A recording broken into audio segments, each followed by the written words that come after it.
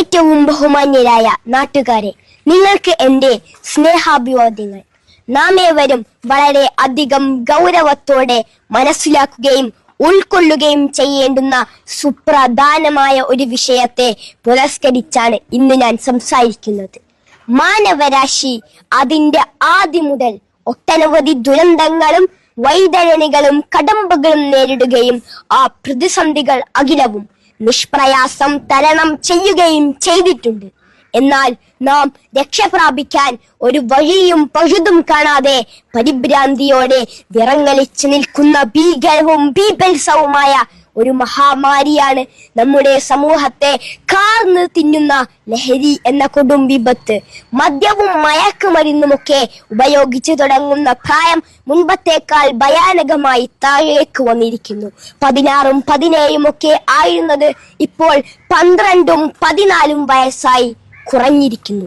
ലഹരി ഉപയോഗം മാരകമായ ഒരു വിപത്തായി മാറിയിരിക്കുന്നു. പറക്കുമുറ്റിയിട്ടില്ലാത്ത, ജീവിതത്തിലേക്ക് കാലെടുത്ത് വെച്ചിട്ട് പോലുമില്ലാത്ത 10ാം ക്ലാസ്സിലെ പാവം ഷഹബാസിന്റെ കണ്ണ് കുത്തി പൊട്ടിച്ചിട്ടും കലിയടങ്ങാതെ തല്ലിക്കൊല്ലാൻ സോഷ്യൽ മീഡിയ വഴി ഭീകരമായി ആഹ്വാനം നടത്തിയവർ അവസാനം കൊലവിളിച്ച് സംഹാര താണ്ഡവ നൃത്തമാടുന്ന വർത്തമാനകാല കേരളത്തിന്റെ ലക്കും ലഗാനവുമില്ലാത്ത രാസലഹരിയാൽ ഭ്രാന്ത് പിടിച്ച കേരളത്തിന്റെ കൊടൂര കൗമാരമേ, എവിടേക്കാണ് നിങ്ങൾ പോകുന്നത്? അപ്പോൾ നിങ്ങൾ എവിടേക്കാണ് പോകുന്നത്? സിന്തറ്റിക് രാസലഹരിയുടെ ഉന്മാദത്തിന്റെ തമോഗർത്തത്തിൽ തകർന്നടിയും മുമ്പ് തിരിച്ചു വിളിക്കേണ്ടിയിരിക്കുന്നു.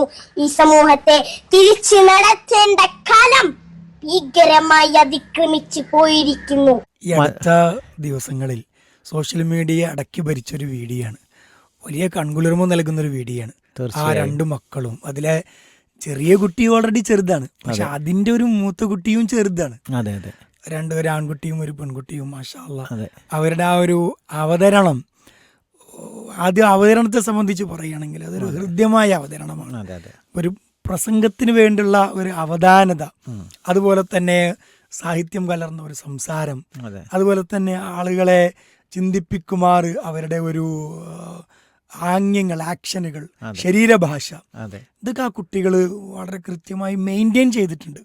ഒന്ന്, ആ മക്കള് മാഷാ അല്ലാഹ് അവർക്കൊരു ഹൃദ്യമായ അഭിനന്ദനങ്ങൾ നൽകുകയാണ്. അതുമാത്രമല്ല, പിന്നെ അവരുടെ നമ്മളൊരു കുട്ടികളൊരു പ്രസംഗിക്കുമ്പോൾ അത് എല്ലാവരിലും ഒരു കൗതുകം ഉണർത്തും. അവർ ആ ശബ്ദമൊക്കെ വെച്ചിട്ട് ഇങ്ങനെ കഠോരമായ എന്നൊക്കെ പറഞ്ഞിട്ട് സാധാരണ ഒരു മുതിർന്ന ആളുകൾ പ്രസംഗിക്കുന്നതല്ലല്ലോ അങ്ങനെയുള്ളത്.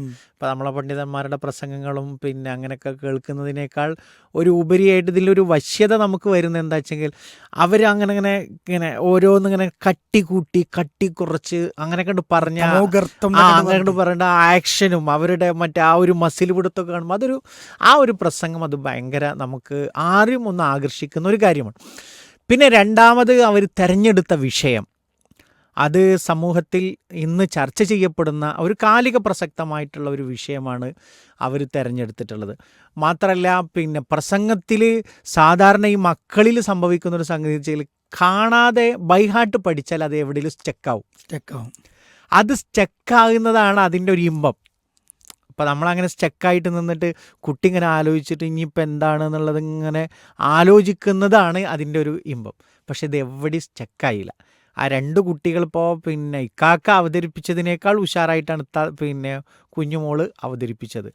അപ്പോൾ എന്തായിരുന്നാലും അത് നമ്മൾ ഏറ്റവും നല്ലൊരു ലൈക്ക് കൊടുക്കേണ്ടുന്ന അല്ലേ ഒരു സംസാരമായി. അത് മക്കൾക്ക് ഇത്തരത്തിലുള്ള ചില അവസരങ്ങൾ നമ്മൾ നൽകുന്നതിലൂടെ കേവലം ഒരു പ്രസംഗം പരിശീലിപ്പിക്കുക, അത് പഠിപ്പിച്ചു, അത് അവതരിപ്പിച്ചു, അത് വീഡിയോ ക്രിയേറ്റ് ചെയ്തു പോസ്റ്റ് ചെയ്തു എന്നതിനപ്പുറം ശരിക്ക് അതിൽ നൽകുന്നൊരു മെസ്സേജ്, അതാരാണോ ആ വീഡിയോ ചെയ്തത്, അതല്ലെങ്കിൽ ആ കുട്ടികളുടെ രക്ഷിതാക്കളെ സംബന്ധിച്ചിടത്തോളം അദ്ദേഹം ഈ ഒരു രാജ്യത്തിലെ ഈ ലോകത്തിന് കൺവേ ചെയ്യാൻ അദ്ദേഹം ഉദ്ദേശിച്ച ഒരു മെസ്സേജ് മക്കൾക്ക് ആ ഒരു വിഷയം കിട്ടുക എന്നുള്ളതാണ്.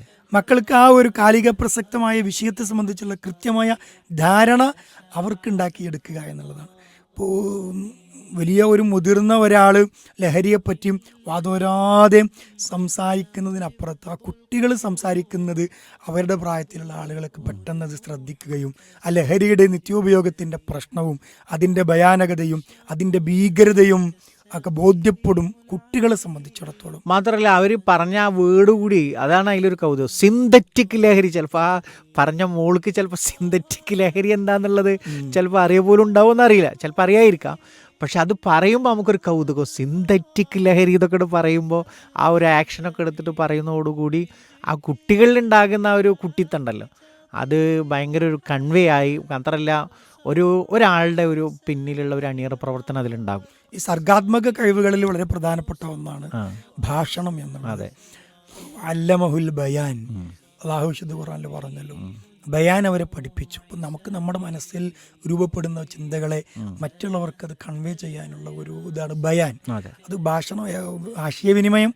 അതിലേറ്റവും പ്രധാനപ്പെട്ട സർഗാത്മകമായ ഒരു മേഖലയാണ് ഭാഷണം എന്നുള്ളത്. അത് ഈ പ്രഭാഷണം മറ്റേതൊക്കെ കലകൾ പ്രസിദ്ധമായാലും പ്രഭാഷണം എന്ന കലാം ഇന്ന ഫിൽ ബയാനിലെ സിഹ്റ എന്ന് പറഞ്ഞതുപോലെ ഈ പ്രഭാഷണത്തിൽ ഒരു മാസ്മരികതയുണ്ട്. ചില ആളുകളുടെ പ്രഭാഷണം, ചില ആളുകളുടെ സംസാരം ആളുകൾക്ക് അതൊരു സിഹറാണ് എന്ന് പറഞ്ഞാൽ അതൊരു മാസ്മരികത, അതിലൊരു വശ്യതയുണ്ട്. അതിപ്പോൾ നമ്മളുടെ ഒരു പ്രോഗ്രാം പൂർത്തിയാണെങ്കിൽ അയാൾ എന്തെങ്കിലും പറയണം എന്നുള്ളത്. അതിപ്പോൾ പല രാഷ്ട്രീയ പാർട്ടികളിലും മതപ്രഭാഷണങ്ങളിലും ഒക്കെ അങ്ങനത്തെ ചില വശ്യതകളുള്ള അത് അയാൾ പറഞ്ഞാലാണ് അതിനൊരു പൂർത്തിയാവുക. നമ്മുടെ മദ്രസകളിലും വിദ്യാലയങ്ങളിലും ഇത്തരത്തിലുള്ള ചില വേദികൾ നമ്മൾ സംഘടിപ്പിക്കുക. തീർച്ചയായിട്ടും സർഗവേദികൾ, സർഗവസന്തങ്ങള്, സർഗാലയങ്ങള്, പണ്ടത്തെ സാഹിത്യ സമാജങ്ങള്. ഇത് യഥാർത്ഥത്തിൽ ലോകം കണ്ടറിയപ്പെട്ട ഒരു പ്രഭാഷകനായിരുന്നു അബ്രഹാം ലിങ്കൺ.